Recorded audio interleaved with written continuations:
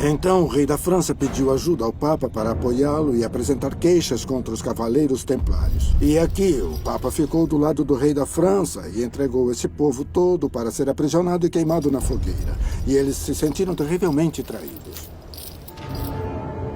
Numa sexta, dia 13 de 1307, o Papa Clemente V ordenou o aprisionamento dos cavaleiros templários, incluindo o grão-mestre deles, Jacques de Molay. Entre os templários que conseguiram escapar da captura, muitos fugiram para a Escócia e, na opinião de vários estudiosos dos templários, tiveram sucesso em atravessar o Atlântico até a América do Norte. Mas, se essa teoria audaciosa estiver correta, será possível que os templários tenham trazido com eles várias de suas riquezas e artefatos religiosos que resgataram da Terra Santa? Os Cavaleiros Templários foram formados durante as primeiras cruzadas. Depois dos cavaleiros cristãos terem chegado na Terra Santa e tomado Jerusalém. E acredita-se que seja possível que eles tenham encontrado o Santo Graal. Podem ter encontrado a Arca da Aliança. A Arca da Aliança mantém a aliança de Deus com o homem e que, fisicamente, são as duas tábuas representando os 10 mandamentos. Se os templários estavam carregando esse tesouro extraordinário para um lugar onde queriam ficar a salvo e criar uma nova Jerusalém, Oak Island faz sentido. A Arca da Aliança?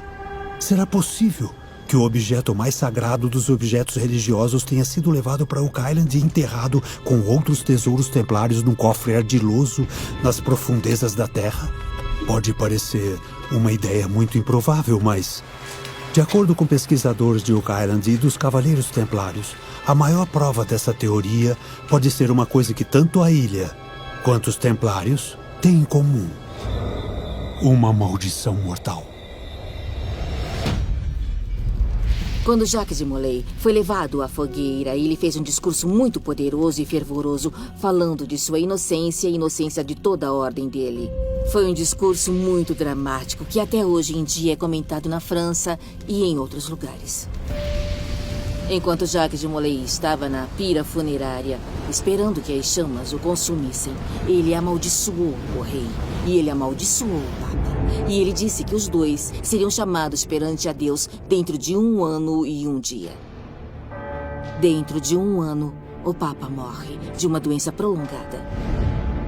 Dentro de 1 ano, o rei morre de derrame a caminho de uma caçada. Mas não acaba aí. Pelo curso dos próximos 14 anos, a linhagem do rei da França, os 3 filhos dele e o neto dele morrem sob circunstâncias misteriosas. Existe o tipo de maldição que perpetua, que tem implicações duradouras. Quando de Molay foi morto pela coroa francesa, criou-se uma maldição. Talvez na França, talvez nos materiais ou na riqueza dos templários, que foi transmitida através do tempo. E qualquer pessoa que possuir eles ou tiver algum interesse neles pode se ferir por causa disso. Será possível que a maldição tenha de alguma forma transitado e que esteja protegendo o que quer que esteja enterrado no Poço do Dinheiro em Oak Island, lugar onde alguns pesquisadores especulam ser o local de descanso da Arca da Aliança?